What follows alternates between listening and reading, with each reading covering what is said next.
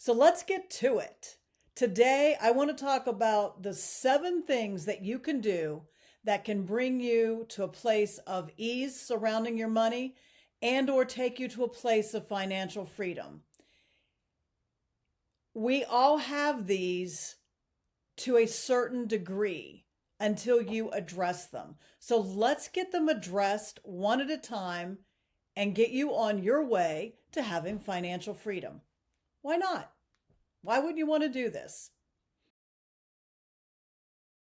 All right. Number 1 is scarcity. That feeling that you get either month after month, year after year, week after week, that you just don't have enough. It always seems like there's just not enough anywhere to be able to do what you need to do. I have found that there are 2 solutions for this. One is to ask, how can I find more money? Or how can I practice my money within the money that I receive for the work that I do? So how? How can you cut back if you need to on some frivolous things that are non-essential that will give you that feeling of a little bit of a buffer? How could you maybe go and get another side hustle just long enough to feel like you're okay? So the first thing to do is look at how. How can I change this? The best way I know for you to change it, you've got to get some money in what I call safety net savings. If you do not have the correct amount of savings set aside so that you can always go there and grab some of it and move it over if you need to, you're not going to get over scarcity. It's not fun. It's not sexy. I say this all the time. It's not fun or sexy in the beginning to save money. But once you have your safety net savings set aside, I'm telling you, your whole life will feel different. No matter what comes at you, the fridge breaks, the tire goes flat, all of a sudden you need a new septic system, whatever it is, you're like, okay, I'm not happy about this. However, I've got enough money. I'm going to go over here, grab it, pull it over into my checking, pay the bill, done. And then just go back and start saving again and build that number up. If you're a commission-based salesperson or you're a business running a small business, you had better have 1 year of safety net savings in a high yield savings account. If you don't, when 2008 things happen, where we have a meltdown financially, when the stock market crashes, or when the COVID situation, if the people would have had safety net savings, a lot of the business would not have had to fold up. You have got to have it. The world does not go like this financially. The world goes like this financially. It's up, down, and you have got to get enough money into safety net savings or you won't be okay.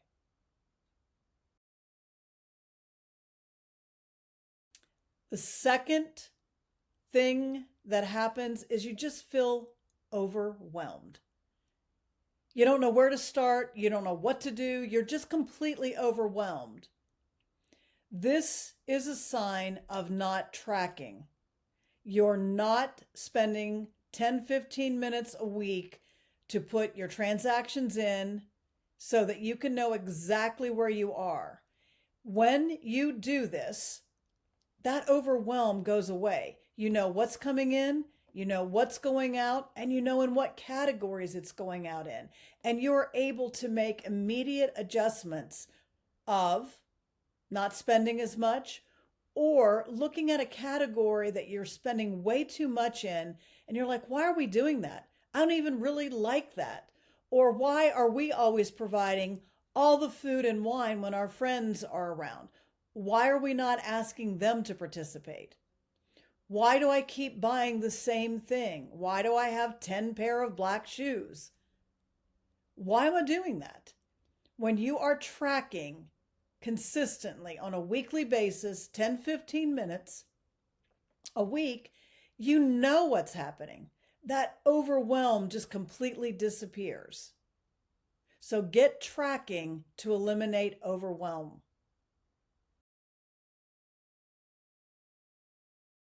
Number 3, And this is a tough one: shame and guilt. It may be shame about past things you've done with money where you think, oh Lord, if I wouldn't have done that, I would be set for today. Well, let it go, because shame and guilt, they do nothing for today. They don't get you one thing. Let it go. Realize that you did it, learn your lesson, and move on. Holding on to shame and guilt is just like carrying a heavy weight that isn't doing you any good. You have to start from today. You have to start right now and say, okay, here's where I am. There is where I want to get to, and I'm going no matter what, and I won't make the same mistakes. You might also have shame or guilt about what you've recently done, like what you really just did yesterday. Once again, it's done. It can't be undone. So let it go. Learn your lesson and let it go. Release that shame and guilt and start down a brand new path that's going to take you where you want to go.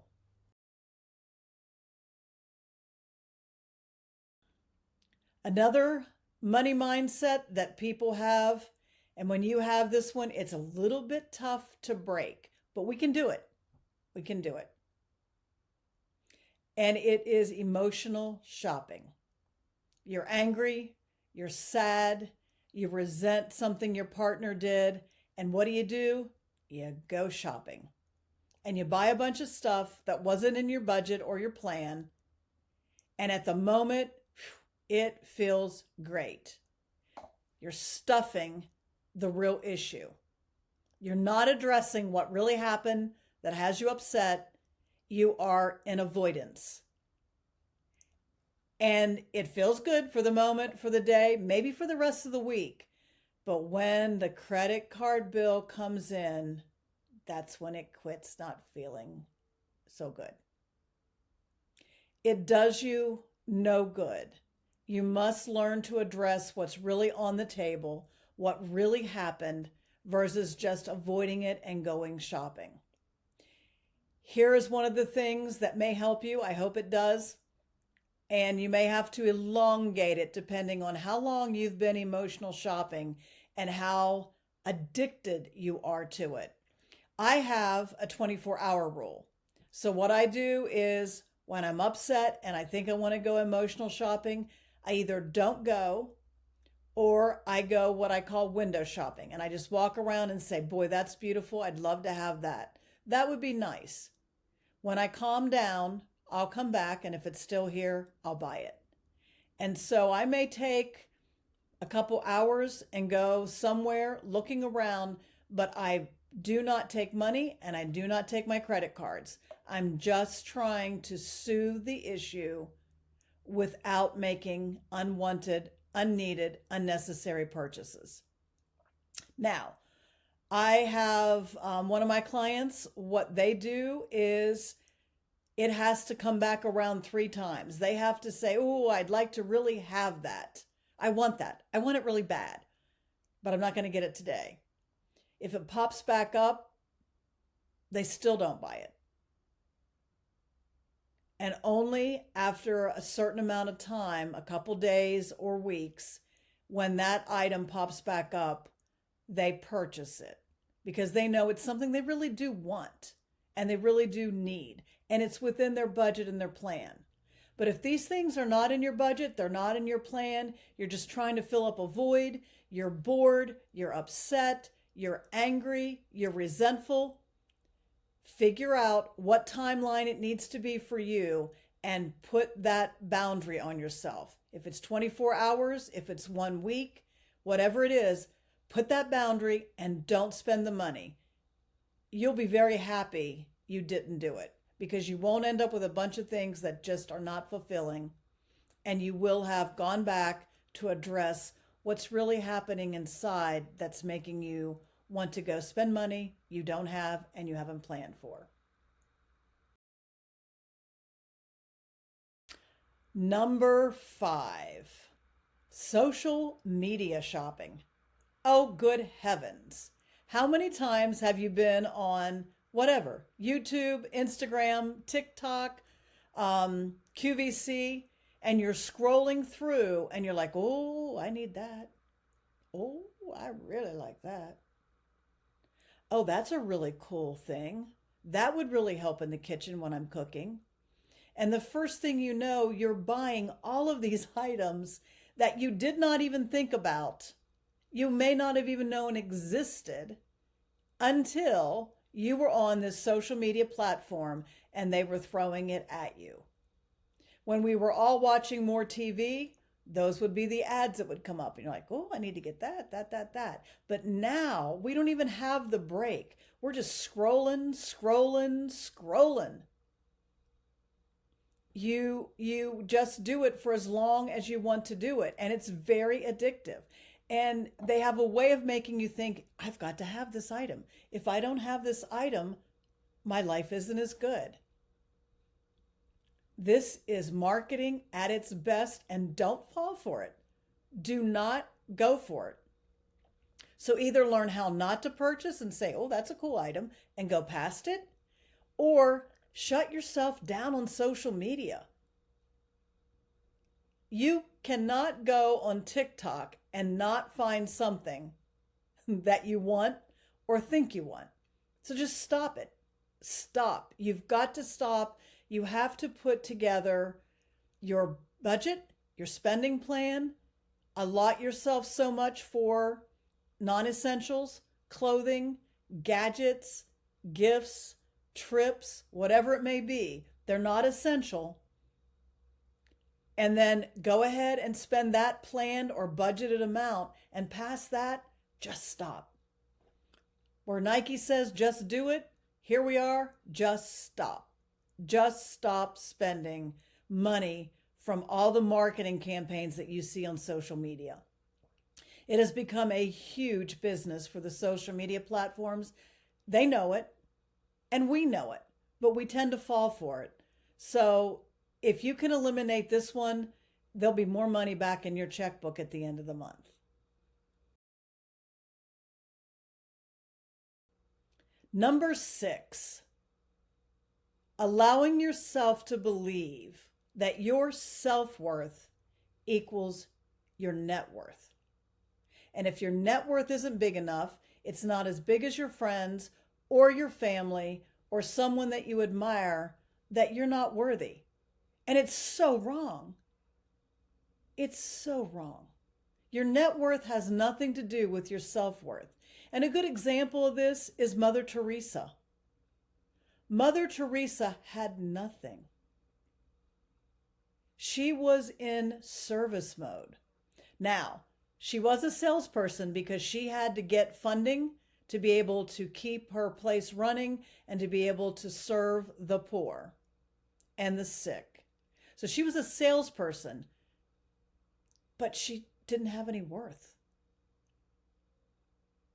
So think about that. Mother Teresa, one of the most renowned people that we think of when we think of giving of your heart and soul, had nothing. Would we say she's not worth anything? I don't think so. I don't think so. So don't do that to yourself. Keep growing your net worth slowly but surely, but don't allow it to become how you measure your self-worth. Number 7, I call them blueprints. A lot of people call them limiting beliefs. I like blueprints better because a blueprint is something that was built, put together, and it sticks.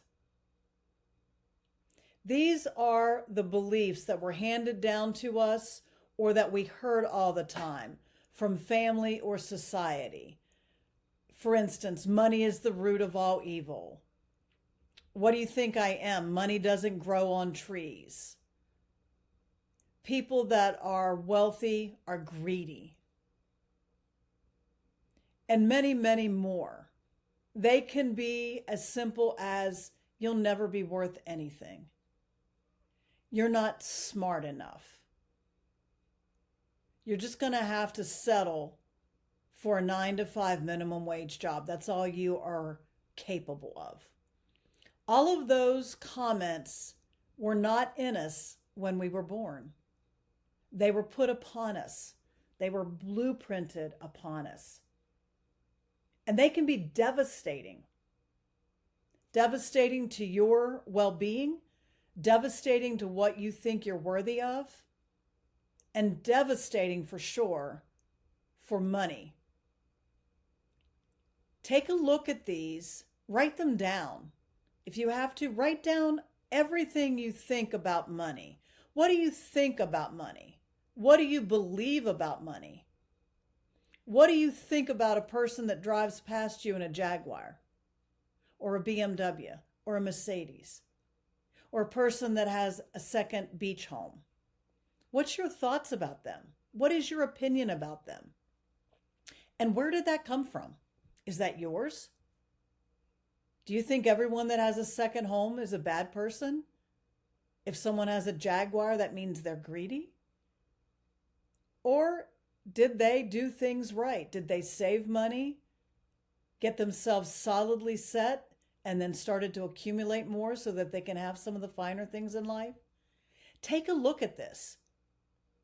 Peel these off one at a time. One I hear often is, well, I don't have a college education, so, I'm never going to be much. Really? Do you know how many millionaires never finished college? You are one in over 8 billion people on this earth, and you have a unique fingerprint. You were made uniquely. You were made to live the life that you want to live, not what your parents, your family, your social being around you. None of that matters. None of it matters. What matters is that you step to the plate, you take a look at these 7 money mindsets, and you make the changes. And you become who you want to be, and you get to have what you want to have.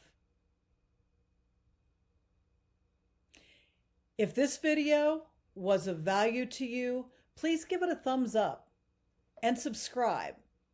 I do a Monday video each week, and check back. Normally they're out Monday morning, and check back and see what else might be of interest to you.